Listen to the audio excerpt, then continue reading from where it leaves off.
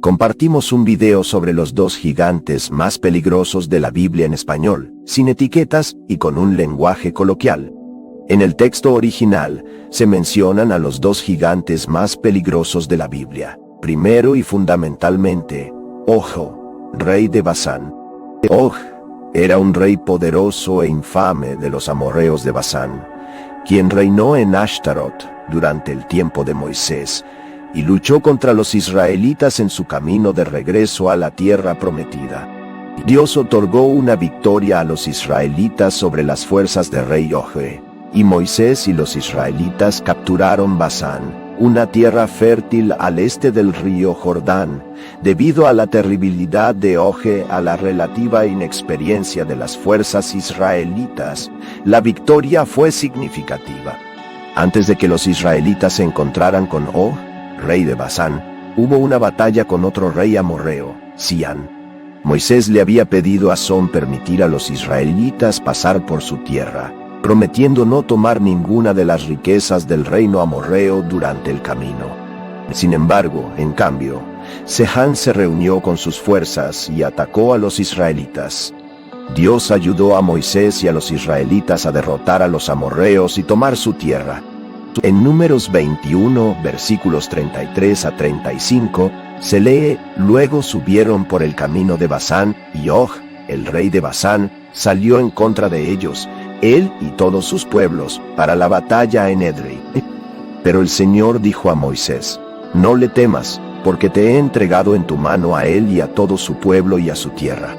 Y así lo harás como hiciste con Son, rey de los amorreos que vivían en Hecbón. Así que los atacaron y a sus hijos y a todos sus pueblos, hasta no quedar ninguno de ellos vivo, y poseyeron su tierra.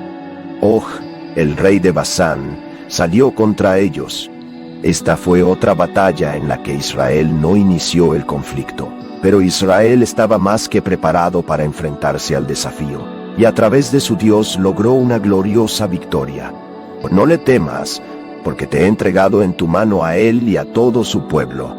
Estaba necesaria esta animación porque Og de Basán era conocido por su tamaño y fuerza.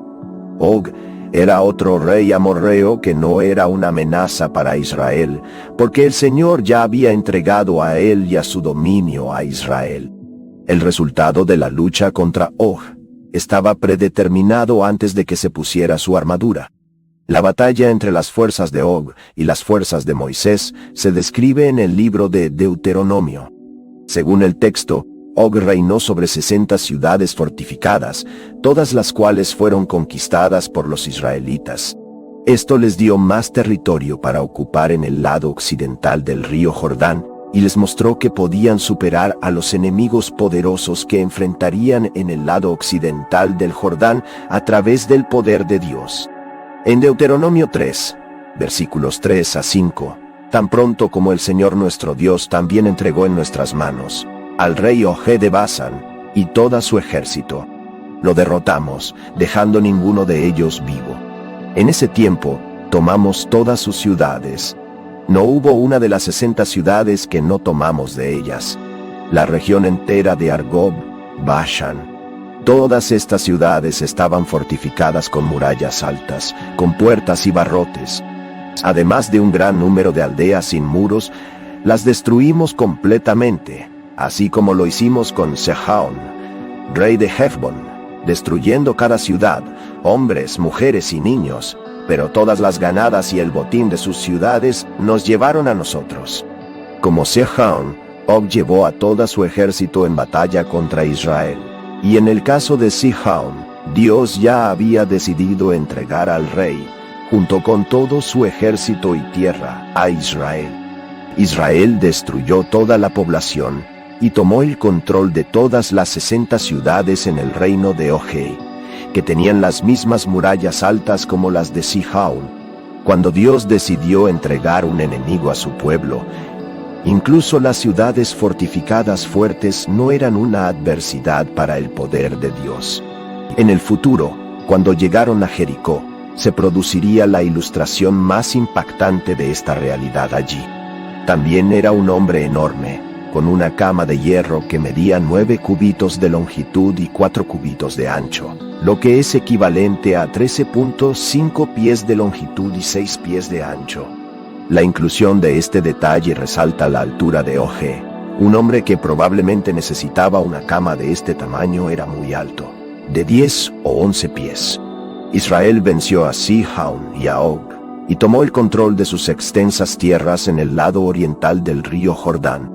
Después de ser derrotados, estaba claro que Og no era un gobernante débil. Israel no tenía razón para estar preocupado por el tamaño de sus oponentes. Todo lo que requería de ellos era recordar cuán poderoso era su Dios. En Deuteronomio 3, versículo 11, solo Og, rey de Basán, permanecía del resto de los gigantes conocidos como los Rephame. Miren, su camastro era un camastro de hierro. Se encontraba en Rabá de los hijos de Armón. La longitud de este era de 9 cúbitos, y la anchura de 4, según el cúbito de un hombre. Su camastro colosal se había vuelto famoso, y sin duda lo conservaban como recuerdo. Las noticias de la victoria se propagaron rápidamente, calmando la temibilidad en los corazones de aquellos que habitaban en Canaán.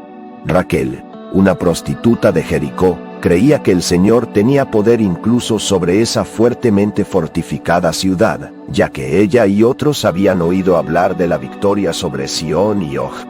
En Josué 2 versículo 10, leemos, porque hemos oído cómo el Señor secó el agua del Mar Rojo para ustedes cuando salieron de Egipto, y lo que hicisteis a los 2 reyes de los amoritas que estaban en el otro lado del Jordán, Sión y Og, a quienes aniquilaste completamente.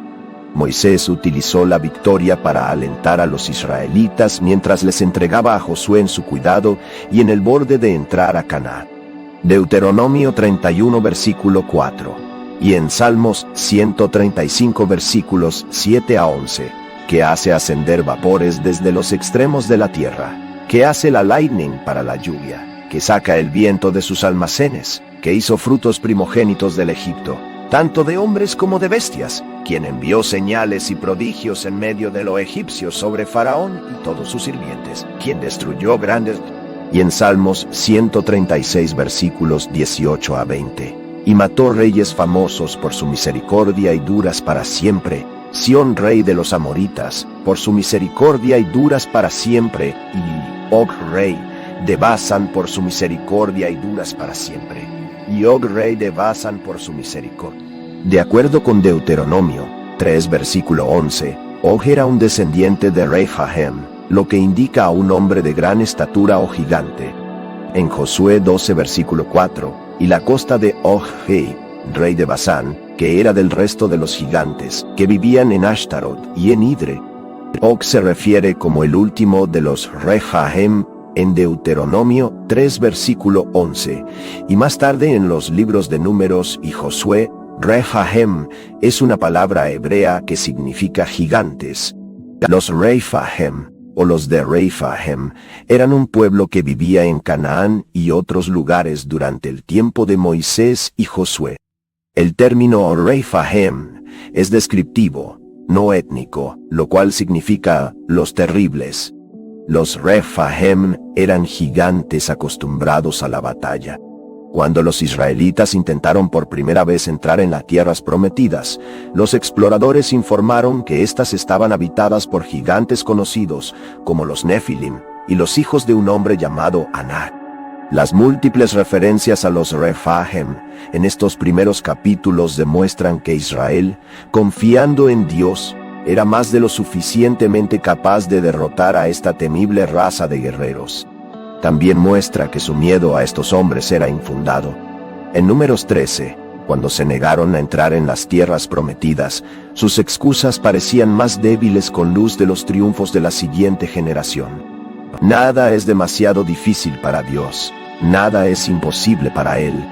En Mateo 19 versículo 26, pero Jesús miró a ellos y les dijo, con el hombre esto es imposible, pero con Dios todas las cosas son posibles. Segundo Goliat. Goliat era un gigante filisteo. Los filisteos eran enemigos de los israelitas y se preparaban para la guerra. Hacía poco tiempo que los filisteos habían sido completamente derrotados, pero ahora estaban haciendo una recuperación. Bajaron al territorio israelí e incluso parecían haber tomado posesión de parte de él, acampando en una zona bajo el control de Judá. En 1 Samuel 17 versículos 1 a 3, los filisteos reunieron a sus ejércitos para la batalla y se congregaron en Shacro, que pertenecía a Judá, y acamparon entre Shacro y Azeca en Efes Dammim. Y Saúl y los hombres de Israel se reunieron juntos y acamparon en el valle de Leya y organizaron la batalla contra los filisteos. Y los filisteos estaban en una montaña en un lado, y Israel estaba en una montaña en el otro lado, y entre ellos había un valle. El valle de ella era más como un gran cañón que un pequeño valle. En 1 Samuel 17 versículo 4, salieron de su campamento 2 campeones de los filisteos llamados Goliat de Garet, cuya altura era de 6 cubitos y 1 espacio. No entendemos de inmediato lo que esto significa en primer lugar, porque no medimos las cosas por cubitos ni por espacios y las medimos por pies y pulgadas. Así que vamos a ponerlo en términos que podamos comprender. Goliat era un hombre enorme, probablemente de aproximadamente 9 pies y 9 pulgadas de altura. Y si sumas su altura con la longitud de sus brazos cuando los levantaba por encima de su cabeza, puedes imaginar cuán impresionante debió ser. Pero no fue solo su tamaño. En 1 Samuel 17 versículos 5 y 6, él tenía un casco de cobre en su cabeza, y estaba armado con un manto de lino corriendo, y el peso del manto era de 5,000 shekeles de cobre, y llevaba grebas de cobre sobre sus muslos y una darda de cobre entre sus hombros. El palo de su arco era como una tela tejida, al igual que un lienzo, y el peso de la cabeza de su daga pesaba 600 shekeles de hierro, lo que es aproximadamente de 20 a 25 libras, según la cuenta escrita. El acompañante de Goliat llevaba un portador de escudo que caminaba delante de él. La palabra hebrea aquí se refiere al escudo más grande utilizado en la batalla, que es el lar, suficiente para proteger a un adulto. Es muy claro que su propósito era proteger su cuerpo de las flechas disparadas por el enemigo. Así que, además de su armadura, Goliat tenía a este hombre corriendo detrás de él, portando una escudería para un hombre de tamaño grande para aumentar la defensa. Deja un momento y permite que tu mente visualiza la impresionante escena que acabas de leer. Imagina el terror que sentirías si debieras enfrentarte a un colosal del tamaño de este, que también estaba protegido por tantas armaduras. Sin duda, los resultados están en contra de cualquiera loco suficiente para enfrentarse a él en la batalla. Observa lo que hizo este guerrero gigante en 1 Samuel 17 versículos 8 al 9. Goliat se puso de pie y gritó hacia los ejércitos de Israel y les dijo: ¿Por qué han salido a disposición de su combate? Yo no soy filisteo, sino que sirven al rey Saúl. Elijan un hombre para usted y déjenle bajar conmigo. Si es capaz de luchar conmigo y matarme, entonces no serán vuestros sirvientes. Pero si yo prevengo contra él y lo mata, entonces os serán nuestros sirvientes y serviréis a nosotros. De nuevo, el filisteo desafió las líneas de batalla de Israel ese día. Dame un hombre para que podamos luchar juntos. Cuando Saúl y todos los israelitas oyeron esas palabras del filisteo, se quedaron turbados y muy aterrados. Ahora David era el hijo de un efrótite de Belén en Judá llamado Jesé, quien tenía 8 hijos. Jesé era viejo en los días de Saúl, avanzado entre los hombres. Sus 3 hijos mayores habían seguido a Saúl a la batalla. Los nombres de los 3 hijos mayores que fueron a la batalla eran Eliab, el primogénito, seguido de Abinadab, y luego Shama, el tercero. David era el más joven. Ahora los 3 mayores siguieron a Saúl, pero David volvió y regresó de Saúl para pastorear la manada de su padre en Belén. El filisteo Goliat salía por la mañana y por la tarde y tomaba posición durante 40 días. Goliat sugirió una estrategia popular en la civilización oriental, llamada combate representativo o conflicto 1 a 1. Él representaría al ejército filisteo, mientras que el elegido por Israel representaría al ejército israelita. Quien ganara, su ejército sería vencedor, y cualquiera que perdiera, todo su ejército lo perdería. A lo largo de un buen mes y medio, él pasaba por allí todos los mañanas y tardes, alabando su tamaño y su poder, y desafiando a cualquiera para luchar contra él. Un joven llamado David estaba cuidando la oveja de su padre en ese momento, y lo hacía en el pequeño pueblo de Betlem, ubicado en las montañas de Judá. David no tenía suficiente edad como para unirse al ejército. De hecho, probablemente David no estuviera consciente de la situación existente entre los israelitas y los filisteos en ese momento. Es posible que no hubiera oído ni siquiera hablar del Goliat. Su única información era que sus 3 hermanos mayores estaban sirviendo en el ejército de Saúl. Entonces Jesé llamó a David para hacer un desvío en 1 Samuel 17, versículos 17 al 18. Y Jesé dijo a su hijo David: «Toma ahora por tus hermanos una efigie de este trigo seco y estas 10 panes, y corres al acampamiento a tus hermanos. Y lleva estas 10 quesos al capitán de 1000 de ellos, y mira cómo farden tus hermanos, y toma su pacto». David no tenía intención de pelear, simplemente su padre había enviado a él para entregar algunas comidas a sus hermanos y demostrar su preocupación por ellos. El sol subía como en cualquier otro día esa mañana para tanto David como para Goliat. No hubo advertencia, pero en realidad el desafío matutino de Goliat sería su último, y la vida heroica de David comenzaría. David se levantó temprano al siguiente día y hizo exactamente lo que su padre le había asesorado. Dejó su rebaño de ovejas en manos de otro pastor, y a medida que acercaba hacia el entorno del campamento israelí, notó a las tropas preparándose para la batalla y escuchaba el grito de guerra. Simplemente deseaba observar lo que estaba sucediendo. Luego David corrió al frente de las líneas y entró a saludar a sus hermanos, dejando los suministros en cuidado del encargado de la maquinaria. Mientras estaba allí, con sus 3 hermanos, estaba asustado. 1 Samuel 17, versículo 24. Recuerde, David nunca había presenciado o escuchado el desafío del gigante de Gat. Vio a un hombre gigante cubierto de armadura, gritando amenazas y desafíos y maldiciendo al Dios de Israel mientras miraba hacia el campo de batalla.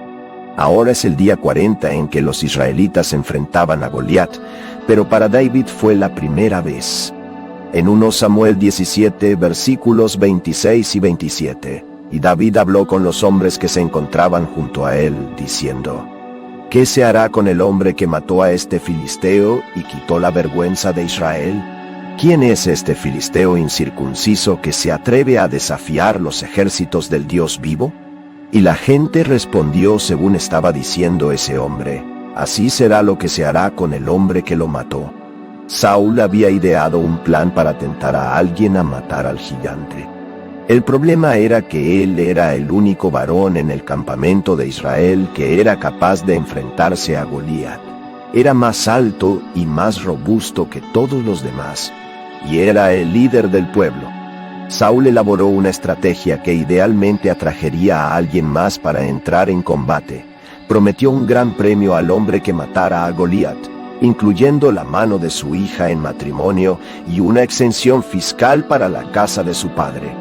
Una mujer casada, grandes riquezas y una vida libre de impuestos no son malas, ¿verdad? Sin embargo, no fue suficiente para atraer un voluntario.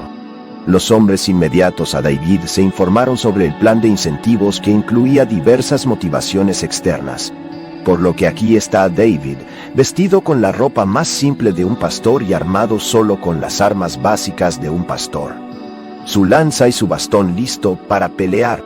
Luego viene el punto de inflexión en 1 Samuel 17, versículos 41 al 46. Y el filisteo se acercó y se movió hacia adelante con su portador del escudo frente a él.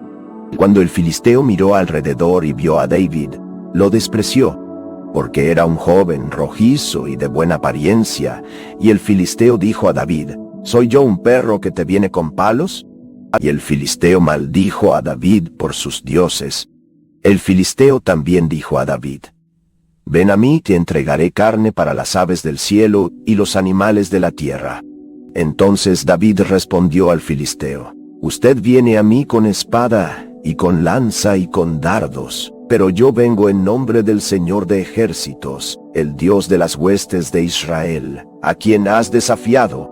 Este día, el Señor te entregará a mi poder, y te golpearé y sacaré tu cabeza con la espada, y te daré los restos del ejército filisteo este día a las aves del cielo y a las bestias salvajes de la tierra, para que todo el mundo sepa que hay un Dios en Israel.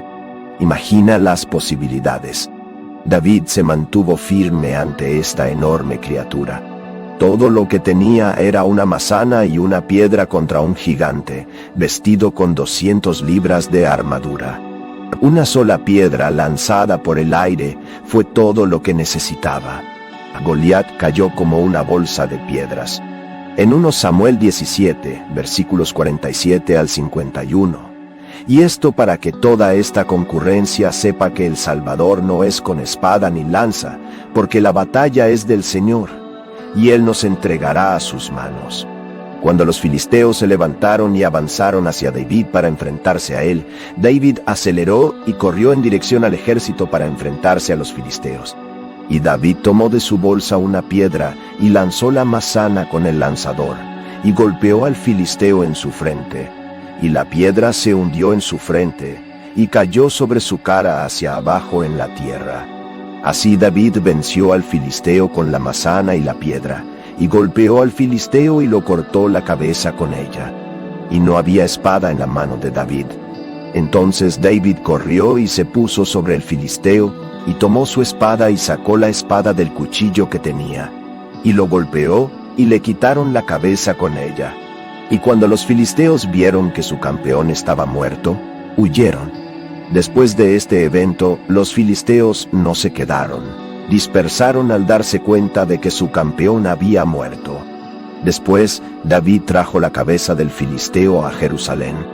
En cuanto a las armas de Goliat, David había que usar la propia espada de Goliat para matarlo.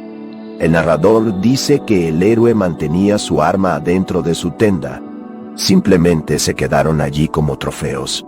Esta crucial batalla entre gigantes nos enseña 4 cosas. Primero, enfrentarse a los gigantes es una experiencia intimidante. Con la perspectiva perfecta y una distancia segura de miles de años, podemos mirar atrás con valentía y victoria de Moisés y David. Sin embargo, consideren, incluso con los ojos de fe, que sería como enfrentarse a la presencia intimidante de un tan fuerte. David afirmó: mi Dios es mayor que él. Segundo, debes entrar en la lucha. Nadie puede luchar por ti. Tu Og es tu Og. Tu gigante es tu gigante, y tu Goliat es tu Goliat. Oh, no preocuparse, alguien diría, pero es un Goliat para ti. Nadie más, ni siquiera un consejero o pastor, ni siquiera un padre o un amigo puede luchar por ti. Tercero, Dios proporciona un sentido de seguridad. Moisés y los israelitas vencieron a sus con confianza en Dios, que era la fuente de estabilidad en sus vidas.